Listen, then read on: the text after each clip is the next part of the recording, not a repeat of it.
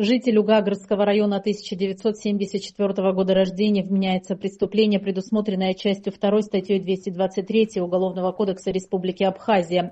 Магдисян Аганес Грачевич задержан сотрудниками уголовного розыска Цандревского отдела милиции УВД по Гагрскому району по подозрению в незаконном приобретении, хранении наркотических средств в крупном размере.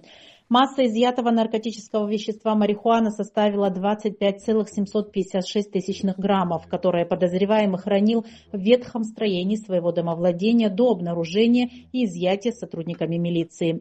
Расследование проводит следственный отдел УВД по Гагрскому району. На время предварительного расследования гражданин Магдисян ограничен подпиской о невыезде и надлежащем поведении. Аналогичное преступление вменяется жителю села Куланар Гудаутского района Пилия Омару Тенгизовичу 1991 года рождения. Последний был задержан в результате реализации оперативной информации сотрудниками отдела уголовного розыска УВД по Гудаутскому району совместно с сотрудниками УКОН МВД Республики на посту ГАИ Бамбора. В ходе личного досмотра задержанного обнаружено изъято наркотическое вещество марихуана в крупном размере.